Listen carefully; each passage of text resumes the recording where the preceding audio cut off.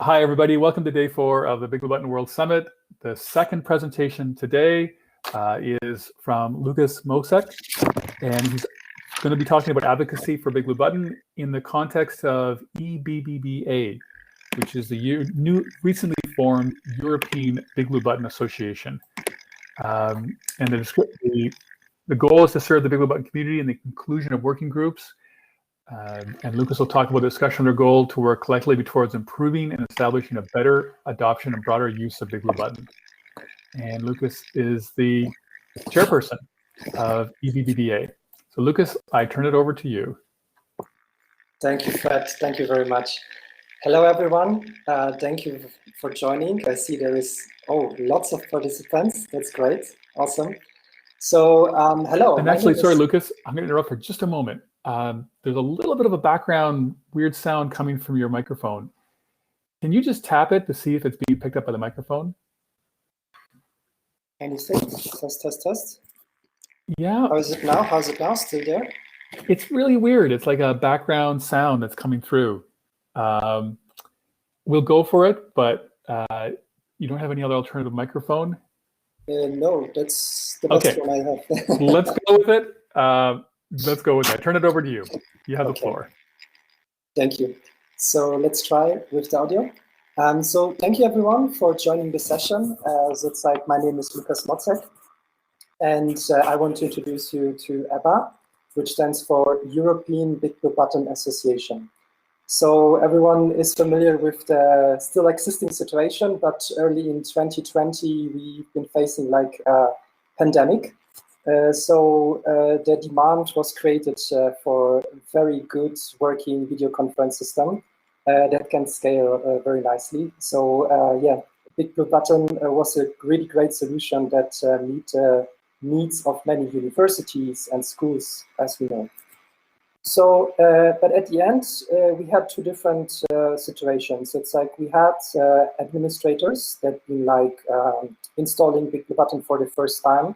And then we also had administrators that did know already the tool and faced a situation where they had to scale up massively their server parks because of the demand, as many people have been switching to homeschooling. And at the end, what is the situation as an admin? There is like, of course, the setup that you have to control, but then also like Fred and his team did a great job of like enormous improvements. So you have to keep up with these changes that are coming up with every release note. And also like you are much better in what you do if you have friends and people around you that you can share your situation. What is the server setup? How is the server behaving? And in Germany, there was a great person, he's Holger Bruch, and he started Meetup. For admins to share, to connect, and to exchange like their best practices. And he spread the link, he spread this existence of this meetup, and it took up like a rocket.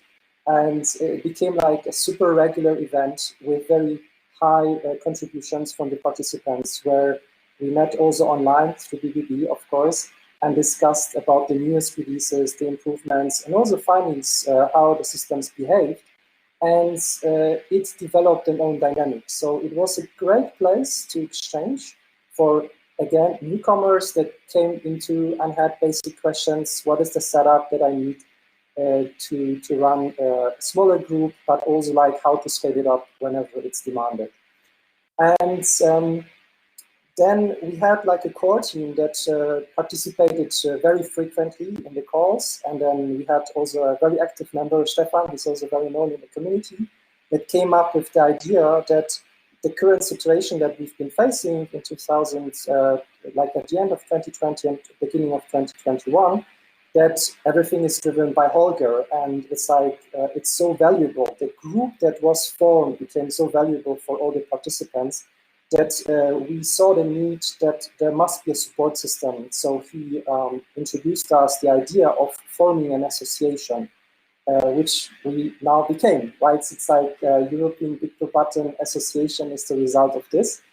A smaller group of people over many weeks and months worked in Germany because our members have been mostly German speakers. So in the DACH region, which is saying like from Swiss, Austria, of course, greetings to there, and mostly in Germany. So yeah, BigBlueButton is super active in Germany, and it's a very great community that has been formed in this regular meetup. And now with the European BigBlueButton Association, we also face the question of what is possible once you work together, right? So it's like when you have more structure and you can form interest groups, or we can call them working groups. And on our website, which I shared in the chat here, it's like you can discover this website, which we is a starting point. We will have newer version with more information about our activities. But for example, whoever is opening it up can see that we have the working groups. And I want to introduce them to you quickly. So we have now a dedicated working group that is called in South accessibility and usability. So it is everything about this accessibility usability, especially at the BBB project, which is already doing a great job, but there is so much more that can be implemented. And this is a dedicated group that really wants to focus on this activity. So I really want you to join this group. If you feel interested, here is a contact directly to the group leads. They will welcome you, introduce you. And we also have formed a own working group related with grants and funding, because we are aware that on the national level and also on the European level, there are possibilities in the open source, but also especially for infrastructure tools, right? So there is a high demand, and now that there is this association formed, there is a contact partner for this project that are interested in granting and funding for activities. So it's if you are interested or have any questions to this group, here is the contact under funding@eba.org. And of course, one of our biggest also wishes is that this great, amazing tool is communicated, and as we've been shouting inside of our own community, inside of our group, which is mostly like mentioned before, the administrators. And we asked okay, how many servers are running and how many daily people or students in that case do you have on your machines in operation? And we came to this really overwhelming number that there is over 1 million people, students at universities and school, that are using BBB on a daily basis. So, and we would even come to a higher number when we continue asking, and we will do so, and we publish these numbers as well. So if you have any good relations, or you have the interest of supporting our activities in this group, you can contact us under pr@eba.org and become part of this working group as well. And then we also have a requirements management team. So basically, we see this group as being the ear inside of the community, having the fingers on the pulse of what is demanded, how are the systems behaving, and aggregating this information. So you must see Fred and his team's inbox must be overwhelmed by all these messages they are receiving on a daily basis. And our goal in this case is to streamline this request and this communication. So when we contacted Fred about our idea, he was first amazed about the existence of the meetup, of the group, of the vibrant community, and he was immediately supportive of the creation of EBA. And we had an agreement that we want to do this on hands in hands. And as with every release, there are so many changes. So it's always being a good feedback giver, but also transforming the understanding inside of the community based on the decisions done by Fred and his team. So also I had from the team, they spoke into my ear and said again, Fred and the team, a shout out, thank you so much for the great and amazing work. And yeah, we had so much fun using your tool, and you've been also very responsive. So yeah, but maybe you've been asking yourself why you guys didn't call yourself for example, the German BigBlueButton Association. Yeah, that was a discussion inside of the forming team. And we had the idea that we saw so much potential once we have collaboration and work together on different levels. So one thing is, of course, the activities in the German-speaking countries that these admins connect and exchange, but based on our experience being active members of all the other open source communities, we know how active and vibrant Europe is. So we are sure that there are already other groups out there that are basically moving in the same direction. So we, now that we have this opportunity to be more visible and present our existence, we are reaching out to you, inviting you, contact us, becoming part of this European BigBlueButton Association, and the goal is to exchange best practice and also like become a stronger force in communicating this great tool and contributing to the improvements. So I hope you have reached all on our website, which is a site called EBBBA.org, where you can have like all the links to the working groups and how you can contact us. And we will also have like upcoming like events will be distributed and displayed over there. So as Fred was already mentioning, there is much more to come in the future. So we are very much pleased to become part of this global community, of course, as well. But yeah, we want to present to you that there are these working groups. Please become part of that, contact us, reach out to us. And yeah, so far I want to thank you very much for this opportunity to present EBA to the world. You can also follow us on Twitter. We have a very brand new, fresh Twitter account, but otherwise, please use the email forms on our website, eba.org. So I thank you very much. And I don't know if now the following speaker is or if we have a Q&A, but I'm looking forward to your questions. Thank you. Lucas, thanks a lot. Very impressive. And I invite anybody who has questions to type them in the chat. Obviously, you can follow up if you're in Europe. Please follow up with the ebba.org, follow the project or the organization, support it in any way you can. It is exactly the type of things we hope to see around the world. Great. Thank you very much, Fred, for this opportunity and for the community to join this session. And yeah, we are looking forward to connect on all channels with you and yeah, becoming even a better community and sharing best practice. You guys are already good. All right, just hang here and maybe answer any other questions. And let's see. Clifford, I just promoted you to moderator.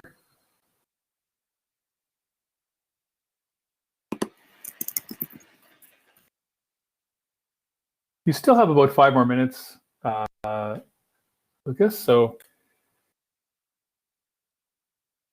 yeah. So Clifford, you can join the audio, and I'm actually going to drop out for a moment. I'll hand it over to Brendan, who can do the introduction.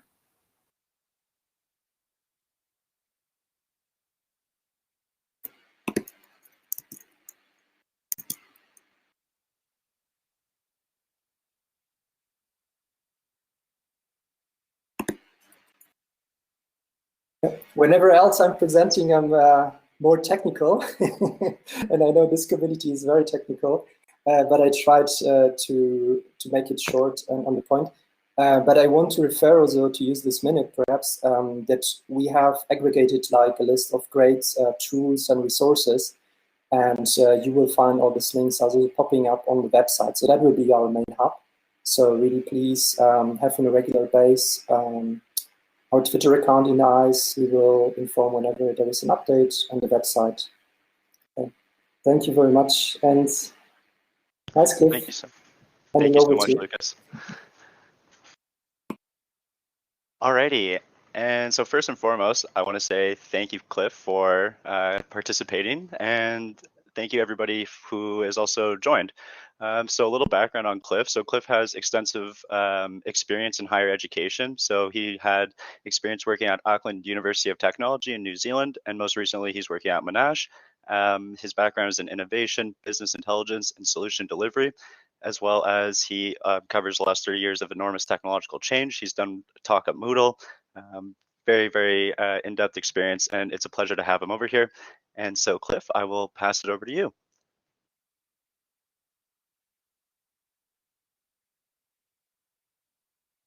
Oh, we don't have any sound.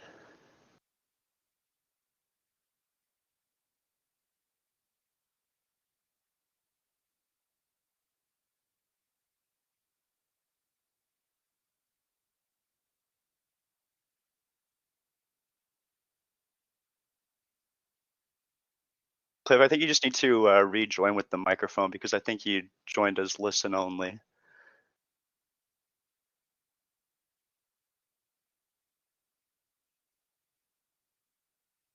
We'll just give him a second there just to join back.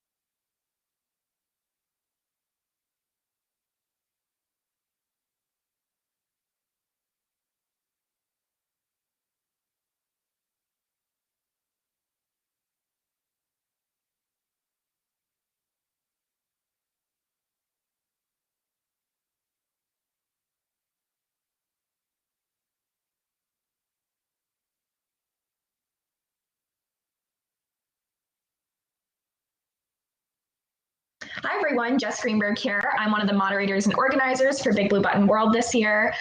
Cliff, I see that you are getting listen only as an option. What you're going to need to do is leave the room completely, and then when you come back in, we're going to promote you to like a moderator, and then you're going to turn your mic on. So yeah, if you give me just a moment, we can actually see if you can be promoted right now. So try turning on your microphone now, and if that doesn't work, we will have you leave and come back in.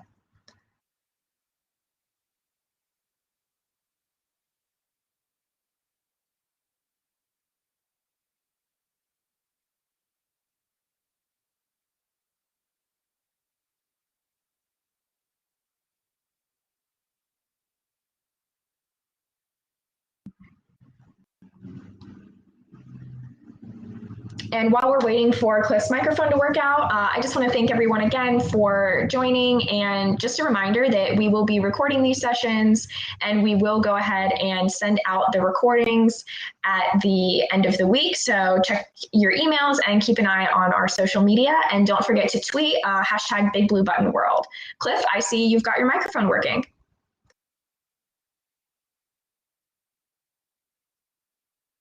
Can you hear me? Yes, we can. Thanks so much for joining us. Excellent. Technical stuff, always good fun. What's the best way of sharing my slides? Go ahead, and I'm going to make you presenter. Click that blue plus button in the bottom left-hand corner of your screen. Go ahead and upload your presentation. And well, that's if you want to share a presentation. If you want to share your screen, there should be a button near your microphone, and then you can share your screen. Let's just share the screen, I think is the easiest.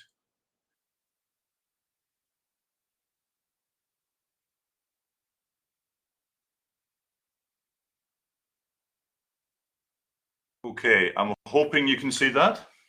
Perfect, awesome. Have a great presentation. Good. Good morning and good middle of the night from Australia, everybody. It's extremely late here, but very glad to be here to make this presentation. How long have I got? I'll try and move through it. So hi, I'm Cliff Ashford. I'm from Monash University in Victoria in Australia. I'll give you a little bit of context about Monash University. We're an international university. We're scattered all over the world. We are the largest university in Australia with something around 90,000 students. That number is slightly out of date. We are one of the higher ranked universities in the world as well. I think pharmacy is our highest ranked faculty. It's sort of number 2 or number 3 in the world. So we've got a little bit of impact even at the far side of the planet from you all. Okay, a little bit of background story for you all. Monash University started a program of work to move from paper exams to digital exams, and we kicked this off about 3.5 years ago. We had a position that we didn't just want to sort of replace paper, but we wanted to do something that would move forward the pedagogical sort of status of the university, free ourselves up from the environment of paper. So that's what we did, and it's been an adventure over the past few years. The way we built this is following these various rules they came up with. We wanted to do enterprise, we wanted to do the whole university at one go and not sort of just do pockets of excellence. We wanted to be secure, we wanted to capture all the data, we wanted to focus on student experience. We didn't want to lock ourselves in with technology, and we didn't want to end up on the front page of any newspapers for the wrong reasons. For that reason, we chose Moodle at the time, and we built an assessment system on top of Moodle. And you're probably all familiar with that platform. And this is what it looked like. We rolled it out over those few years. We've rolled it out at massive scale to the university, and we had for a long time before COVID happened the ability to have these huge rooms with laptops in them where the students ran their exams on the platform. That was going extremely successfully, and then at the start of last year, as happened to everybody else in the world, we had a little bit of a surprise. This was the scale we'd gone through. So we started off in early 2018. We started off with about 8% of what we were doing, about 6, 10,000, 37,000, 42,000. Monash University, for reference, runs about 120,000 sittings of exams each semester, with trimesters and rerunning of exams. We run probably well in excess of 300,000 sittings per year, and we run an awful lot of them across the platform. As you can see, we were up to 100,000 seats was the plan for 2020 when we rolled into 2020. And of course, everything changed at that moment. What happened first to us was at the start of 2020, the first lockdowns happened, and the very first exams of the year is what we call the deferred exams from the previous year. So the students who couldn't sit their exam at the end of 2019, some of them were sitting exams at the start of 2020.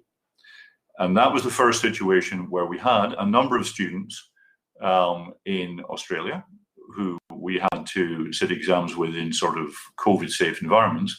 But more importantly, we had 100 students, just 100, in China at the time, who had to sit exams, and they couldn't come to the campus because of the initial lockdowns that were in place. So what we did at the time was we brought on board a commercial invigilation solution, which I won't name just now, but we pulled them in and we used them for only 100 students in China.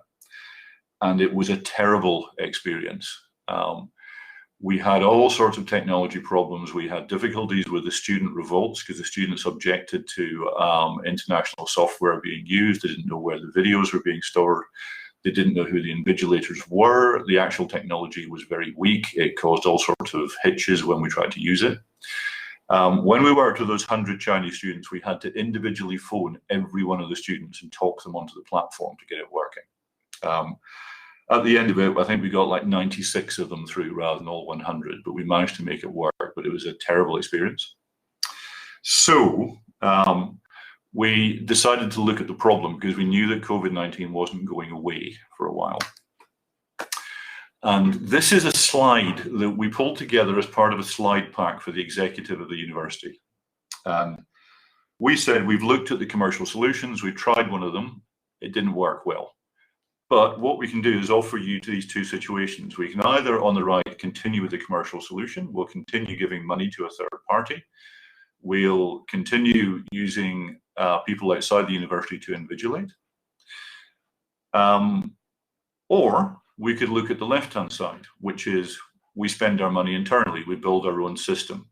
We use our own staff to do the invigilation. We pitched that to the university executive before the start of semester 2. So we had roughly 12 or 13 weeks before the end of semester to pull something together. Those of you who work in universities know that decision-making processes in universities can be a little slow. It was annoyingly slow this time because it took them 6 weeks to make a decision. And at the end of the 6 weeks, they said, yeah, absolutely, go ahead, build this platform for the end of semester. So we were left with roughly 6 weeks to pull something together. This is what we proposed, which is essentially an invigilation solution sitting on some form of video platform, some ability to flag errors while students possibly cheating or something else like that occurring, some ability for us to intervene with the student to either help them or to ask them why they're cheating, using our own staff on our own infrastructure, and our students could be anywhere in the world, was the brief of it all. We also have what we call AAA students, and those are our special needs students who, for one reason or other, can't fit into other areas. They might have vision problems, they might have hearing problems, other things like that. We need to be able to support them. We needed to be able to provide ID checks over the platform. We needed to be able to provide special rooms, a whole variety of things in place. That was the pitch. We were given the go-ahead to do it. We selected BigBlueButton because we were already using Moodle. We were familiar with open source technology. We'd already taken an open source platform and turned it for something that we wanted to do. So we did the same thing with BigBlueButton. We did it very quickly. And the very first one, this is at the end of the 6 weeks, this is what we had, because we wrote an entirely new front end for BigBlueButton and used all the back end libraries to provide the video platform. This was the screen the invigilators had. If they were to invigilate more than one student, which you would need to do, we essentially copied this window 4 times onto the screen. If we tried to go more than about 5 times, it would flatten the laptops we're running it on. So we were sort of running at a 1:4 invigilation ratio for our students, using our staff to do the invigilation over that period. As you can see the student, you can see the student's desktop, you can see various things that the invigilator can do. They can flag the student for tech issues or verification issues if we don't like their ID. We wrote a room scanning facility as well, which I'll gloss over for the moment, but also various other things that students can do, toilet breaks, rest breaks. Red flags if there's an overt piece of cheating, or a yellow flag if it just looks suspicious what the student's doing. We can open up the video session to the student. Once we've got the student on board, we can shut down the video so they don't see someone staring at them the whole time, but obviously we're still recording the student, still recording the desktop. That's what it looked like from the student point of view. It worked remarkably well. We built this whole design with the students. So we had a test group of about 100 students to work with us the whole way through, because they were so anti the whole remote invigilation thing. We wanted them to sign off on everything that we did so that they felt comfortable with the whole process. That's what we built. We ran that for semester 1 last year and semester 2 last year, so all of 2020. Very large numbers, an awful lot of invigilators, which cost us a lot of money to do. I had to make a promise to the chief operating officer of the university that I would make this cheaper for 2021, because we could see that COVID-19 wasn't going anywhere, and we'd have to continue doing this. But it also gives a whole new tool in our repertoire of things that we'd use at the university. Cut to now, that I took that photograph about 3 weeks ago, maybe 4 weeks ago. That's our students. We had another lockdown. You might have heard on the news that there was a flash lockdown just before our round of exams this year. And we prepared the system so that we could have the students on campus, or if we had to, we could pivot and we could send all the students home and we could just have our invigilators on campus. So that's one of the invigilation rooms that you can see there. Each desk has 2 machines on it. Each invigilator sits there. They have a large screen to see the students. They have the small laptops where they can use chat and things like that. This is Invigilation, as we called it in the end, version 1. So version 1 is a lot more sophisticated than the previous version you saw.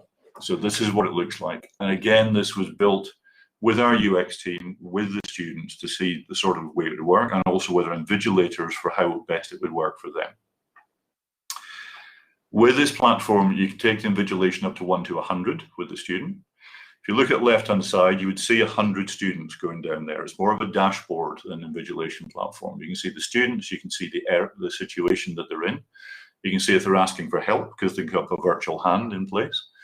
We run an AWS AI across the video stream from BigBlueButton, so we look for suspicious activity like someone picking up the mobile phone or something similar. We also see similar sort of things about whether the student is connected into the exam or whether the student has finished the exam. Little alerts, a set of icons turns up against the student's name at the left-hand side. The right-hand side is that panel again where you can flag the student for a tech issue or a health concern or a red or yellow flag depending on the situation. And you can flip again between the desktop and the video stream of the student. That has just, tomorrow is our final day of 3 weeks of exam for this round. It has gone spectacularly well. We just ran something in the order of 85,000 sittings through this. It's been wild success. Students are very happy. Academics are happy. It's something we're going to stick with, and it's all down to the flexibility of BigBlueButton, what a solid platform it is. Something that you can build something entirely from scratch out of in a really short period of time and then pull something really polished like this out of it, given enough time. I think that's one of the other slides you can see, and I suppose that's the presentation. I squeezed it into 15 minutes. Awesome. Thank you so much, Cliff. It's really appreciated. Really insightful presentation. And yeah, I encourage anybody who has questions to please write them in the chat. We have around 10 minutes or so to have some dialogue, have some discussion, answer some questions. So like I said, I encourage people to ask them.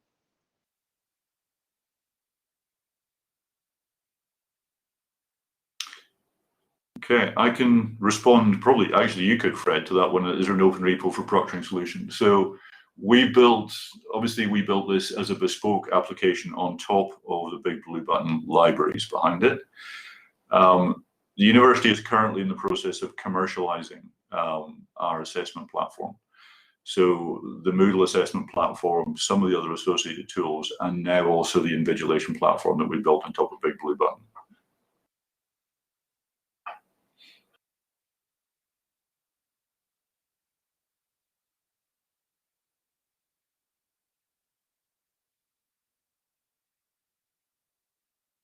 And if you don't ask questions, I can easily talk for another 10 minutes about this.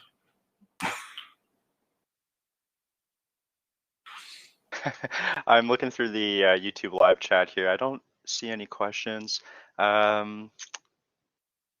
So again, if anybody has any questions, please feel free to write it in the chat. We have around 10 minutes or 8 minutes now to talk. So I encourage people, if they have a question, to get it out. I'm just hoping everybody understood my Scottish accent. Even though I'm in Australia, I am Scottish.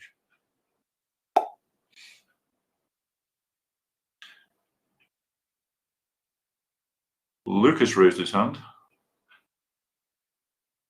I wanted to applaud for your Scottish accent.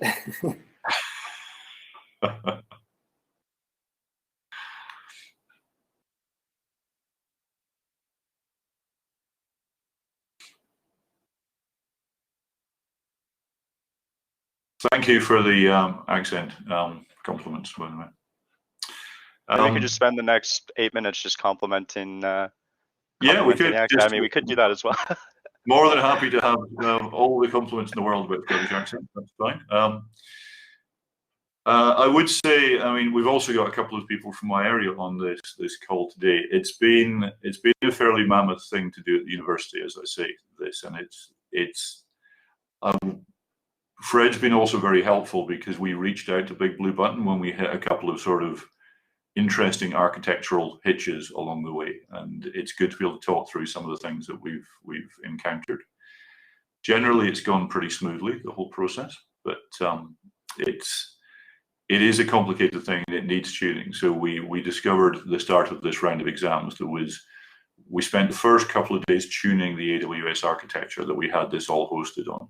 It was working, but every so often we sort of run into a slow period. But we now managed to do that because nothing was insurmountable. It was just sort of understanding quite where the load was going on the system.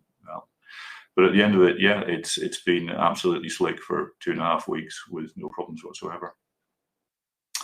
What did we use for room scanning? So the students objected to the third-party solution, to the commercial solutions, because they required them to take the webcam and scan it around the room. And often students, when they're remote, they're in something like their own bedroom or somewhere else where there might be other people. It's just an inappropriate thing to do. So in negotiation with the student, we built a web app that allows you to take a photosphere. And it's a guided photosphere, so you turn your mobile phone around and it'll take the photo each sort of degree you get to, and it'll do high and you'll do low. I think it's 24 images that we take. And the agreement with the students was that the photosphere wouldn't be given to the invigilator that they're talking to. It would be captured and encrypted and dropped onto the servers. And if there was some other reason to suspect some cheating by the student, then what we call the chief examiner, which is the senior academic who's responsible for that exam, they could go through a process by which they're allowed to view this and decrypt that image and have a look at it.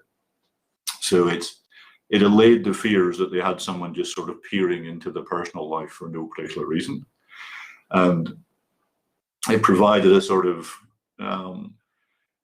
a slight sort of technology step up from what everybody else is doing, because personally I think the whole waving the camera about the room trying to look for stuff is just a really sort of amateur way of doing it, where having a nice, elegant, high-resolution photosphere that you can attach back to the evidence of the exam, I think is just an improvement of the whole thing. Again, that took a little bit of time to get right, because those things, they have to be quite slick, and you want it to work on all students' phones, and they all have different phones, so that took a little bit of time. We had a small failure rate at the start, but now I think it's sort of 99% success, and it takes about 3 minutes for the students to scan the room, and while they're scanning, the invigilator can be talking to other students who are coming on, so they can sort of stack up various students who are each doing these various things, and they can take part in it. If it's a high ratio exam, that sort of process of going through and doing scanning of the species actually opens the gate into the exam for them once they've gone through that process.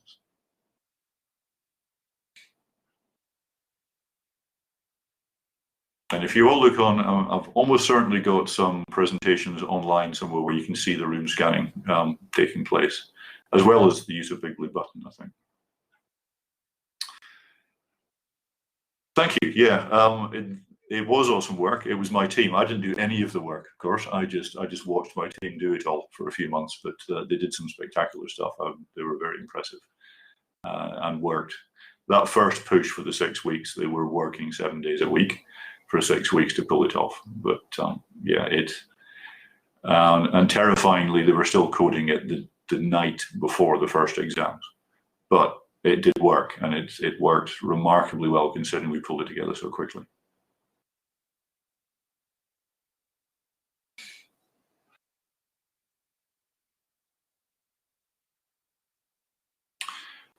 Crunch time. Yeah, we had another one this time because we sort of only finished about the next version, the one you just saw that has the dashboard. We were really still tweaking that.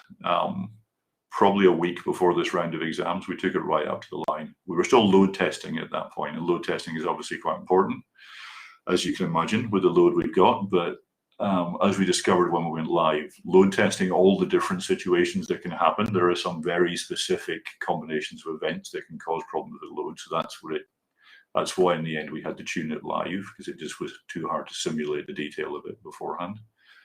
We normally load test to 50% more than the load that we expect with the system.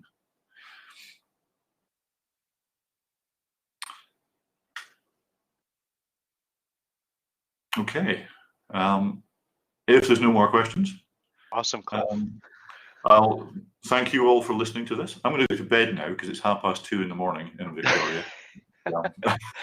Thank you for your dedication and commitment and everything like that to the conference. And again, thank you so much for the insightful presentation and everything like that. It was a real pleasure. Perfect. Absolute pleasure.